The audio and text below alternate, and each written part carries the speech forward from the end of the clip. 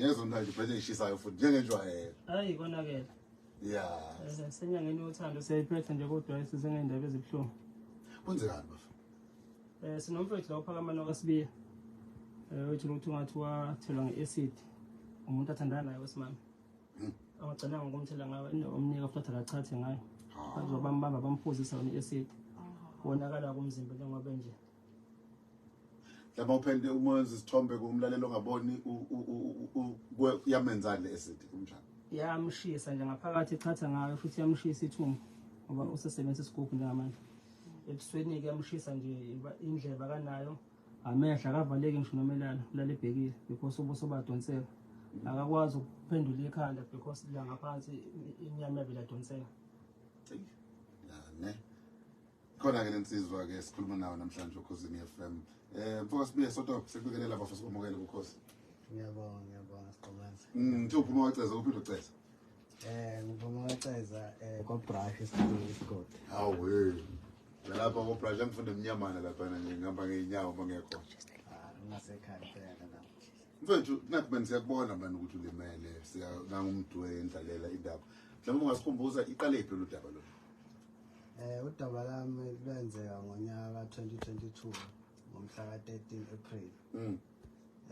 Endaweni yaseMagwaveni la ngihlala khona uThongathi. Yeah. Endlini la ngangiqashe khona la ngihlala khona. So istory sami usisi ngangithandana naye ngaso sikhathi. Sasi ngoba ngangizogodwa ngemakhaya ku Good Friday because kwakulesithathu usuku lesigameko Friday wazoba ngolesihlanu. So sisi lo sasivumelana ukuthi kumele sibonane before ngigodwe ngemakhaya ngizohamba kulesine entambama. Yeah. So savumelana. Me ngafika ngibuye emsebenzini entambama kulesithathu. Wafika emva kwami endlini angihlali naye uhlala kwelinye iflat khona lapho uThongathi. So mefika endlini wayiphethe uKerabek lo wase Food Lovers wafika wathi ngena ngendlini wangithatha wanginika ihug into engiyithandana ukuthi ngiyonke into right. So mengena wathatha wakhipha ukudla weKerabek wakubeka phezu kwetafula. Lo Kerabek wakhona ukudla ukhona nalesi sigubhu sasingavezile ukuthi khona noyesikhave nge-newspaper. So ngase ngithi into wasimefika ayifuna ukulala nami. Ngathi mina ngeke ngikwazi ukulala nawe ngoba vele uzolala vele la endlini ayikho into engijahile ngicela ukuyogeza kuqala. So ngivumelane ke ngihambe ngiyogeza. Ngithi esethi hayi njalo ngikuphathele ichibi. Ichibi lamanzi athandazela. Ngaye ngawasebenzisa before. Ngiyawazi. So ke mase ngiphathele ichibi ngihambe ngebathroom engifike ebathroom ngivulela amanzi. Afike eseqhamuka ekamereni uphethe ispade lese sincane sokuyibheka. Mase ngithi mina hayi lo ngila ngithi ngithatha ispade ngalesi sikhathi ngithi ngiyasifaka ngemuva engishisa lento le. Bengishisa lento la esinyeni ngaphakathi nangemuva engcene. Ngimbuze sisi kuyini lokho nginika khona ngoba akona amanzi awayenzi lento. Athe amanzi lawo ichibi ngoba ngiphelile. So ngathi mina akona amanzi lawa lento yayingishisa ngaso umzuzu lo ngoba ngangithi ngizama ukuyikhipha ngemuva ingaphumi. Ingishisa lento. Ngase ngithi sicela ungidlulisele ifoni yami ngikwazi ukufonela umngane ukuthi angise clinic because ngangifuna iclinic same time. Ngibona ukuthi indlela engasizakala ngayo. Usisi wangena ekamereni wathatha ifoni yami wathatha isikhoma sakhe waphuma endlini. Wayikhuluma nefoni ngingamuzwa ukuthi because ngangilibeleza inhlungu. Mayikhuluma nefoni ephuma ngomnyango wahamba 15 to 20 minutes ethi uyofuna usizo. Because mina ngithi ngifuna imoto ungifonela umngane wami ngefoni yami. Waphuma nefoni yami nefoni yakhe wahamba wangishiya endlini kanjalo ngilimele ngikubuhlungu la isimo. So abuye after 15 to 20 minutes ngangaphosisi. Abuye sethi usizo ulitholile. Mayibuye ethi usizo ulitholile isikhashanyana kuqhamuka imoto yomunye umfana driver Uber nyamazi. Ngazi ukuthi imoto ka-Uber ngaleso sikhathi ayihamba ngayo lo mfana. So mefika bangithatha sihambise eclinic indlela ithi kimi iye clinic. Along the way mesihamba sidlule kwesinye isikole ekuthiwa iFabrice khona lapho uThongathi. Lo mbhida lo driver uqashe khona lapha eceleni kwakhona.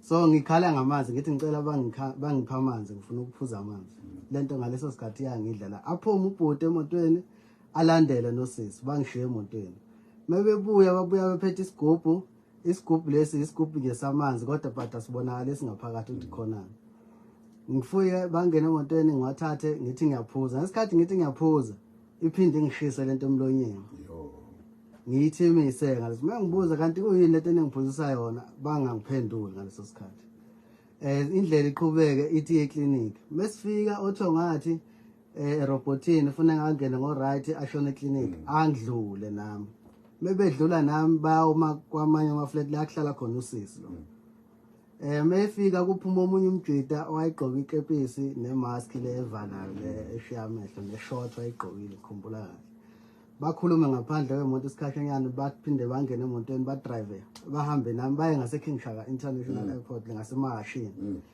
bahambe khona umgwaqo omdala lapho namahlathi bahambe nami khona mebefika bafike bame angazi yini babeyikhuluma emva kwalokho cause babe ngaphandle ngaphakathi emotweni baphinde babuyele nami emuva same time ngicela udriver ngithi ngicela ungidlulise eclinic ngoba manje lento yangilimaza and imali ukuthi ngizokhokhela imali ukuthi cause ngazi ukuthi imoto iwuphi udriver naye engangiphendule bonke bahambe mase behamba babuyela nami endlini la ngihlala khona engiqashe khona so mengifika endlini la usisi lo nalobhuti lo esimthathe emafletini bakhulume no driver bethi cela abalinde mebethi balinde udriver anqabe futhi ashaye imoto ahamba ashiye mina yilo sisi nalobhuti esimthathe efletini singene endlini mangene endlini ngiphuza amanzi mengiyese ngigibela pheka kombhede ngilale pheka kombhede ngibheke phezulu ngisalalela inhlungu ngithe ngithi ngisalele ngicumezile ubhuti lo esifike naye bamthatha emafletini wavele nje wangigibela empedeni wagibela pheka wami wangiklinya ngalesikhathi engiklinya ngimbuza uyangibulala na bengangiphenduli ngathi ngithi ngiyamemeza usisi lo ephethe iglass enalento le angithele ngayo emlonyeni angifuna ukungiphuzisa ngalesikhathi ngithi ngiyamemeza lento iyangena lento le ngiyathimisa sometime uNkulunkulu lo-ke nami angazi uNkulunkulu wangipha amandla kangakanani ngakwazi ukugcina ngivukile nobhuti silwa ngaleso sikhathi ngalesikhathi ngilwa nobhuti salwa sangoba salala wazwa nginqoba wangilalisa phansi ngesisu engicindezele phansi kwakunebhodlela lasendlini ngathatha ibhodlela ngamgwaza ngale enyaweni wangidedela ngalesikhathi engidedela ngizama ukuthi ngibaleke ngimemeza ngizama ukuthi ngiyophumela eminyango mengithi ngiyawuvula umnyango bangibambe kubabili belekelelana bangibuyisa cause isikhepe angisigqokile saphela sasidabukile nesikhinda ayisigqokile sasidabukile so babuyele nami ngaphakathi bavala umnyango ngalesikhathi elwa nami lobhuti usisi wathatha iayini lasendlini elami engikenya ngentambo ngemuva engidosa kanje ngilwe ngathi ngisananele lokho ngisala nobhuti lo usisi wangithela ngalento le engishisa umzimba wonke yayingishisa lento ingcinza futhi ngasikhathi ingcinza lento yayidla inyama njengobuso nje ngathi ngifuna ukuthi siye ngokhona abanye kuzobafaka sikhulume nabo kwenzekani khona iphutho laziyo olenzile kuze kusukele lokho hayi mina siqhumeza ngabe ngidlala ngawo umhlaba wonke ulalela kodwa nje iqiniso nokuthi ngangenzeni angikwazi and futhi ngiyafisa ukuthi ngishathiwa ngithola ithuba lokuthi ngibuze into eyodwa kusisi ngabuza wona lo mbuzo ukuthi sisi ngize ngibe ungenze kanje ungenze yini engangiyenzile khombisa ukuthi ukufa kungifanele kuwena yabona mangithumela isithombe zakho lapha ungakenzeki lesonto lomonakalo bese kuba yilezi sisibukayo because abantu bebuka ku Facebook njengamanje uzothi umunye wagcina wenze njeni walivula icala emaphoyiseni kwenzekani ngalivula icala emaphoyiseni ngalo suku lesigameko cause ngangise clinic amngani nami ngamtshela ngicela fonela amaphoyisa cause afika amaphoyisa abhala statement ngakusasa kwathiwa usisi nawo ungivulele icala ukuthi bengimhlukumeza so ethi ngimhlukumeza endlini ngangilwa naye so uthi mehlehla wahlehlela kulento le acid uthi shuthi wayifica endlini ngokusho kwakhe so uthi yamthela onyaweni kodwa manje futhi mebuzakala ukuthi kuphi la ikuthele khona akukho kodwa futhi asazi ukuthi engathi into imthelile kodwa mina yayingithelile nazi iqala yabona waboshwa usisi nalabo mfowethu ngokwazi kwami usisi waboshwa angicabanga kuphela ngisho 3 days eboshiwe wadedelwa ngebhayili mengisi cause ngeza sengisesibhedlela sengiphaphame khona esibhedlela ukuthi ungaphandle ngebhayili yebo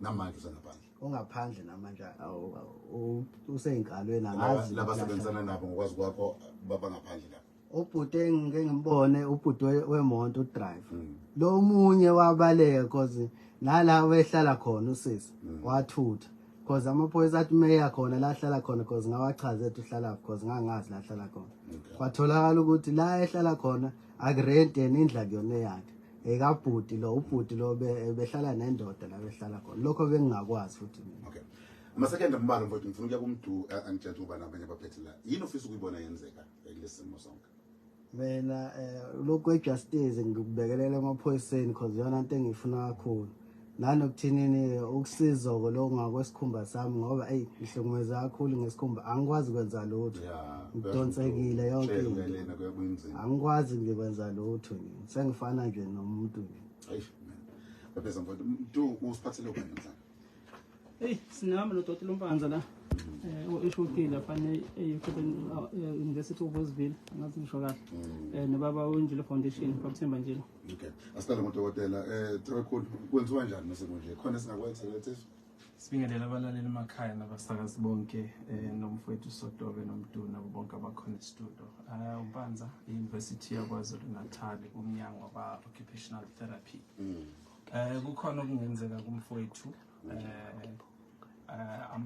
odokotela laba ababizwa ngama plastic surgeon yes sesiba consultile samthumela umfowethu khona bayenza i-assessment yokuqala babheka ukuthi ikuphi okungalungiswa kumele kulungiswe ekhaleni kulungiswe emehlweni kulungiswe endlebeni kulungiswe entanyeni kuningi okufanele kwenziwe okuzodinga ukuthi kwenziwe kancane sisenza ke yonke ke nezinwele zakhe kufuna zilungiswe zizokwazi ukubuyela la kufanele zibe khona nokudonseka lokho kusentameni kuzokwazi ukuthi kwehliseke basasenzela ke ama consultation further nokuthi bathole ukuthi kuzobiza kangakanani kodwa nje ukubeka isithombeni umlaleli kuyinto ezobiza ngoba mhlawumbe izodlula lapha ko 700,000 ukuthi kwenziwe wonke lo msebenzi kodwa ke sizobathola kahle imininingwane yonke uma se udokotela osibhekela umfowethu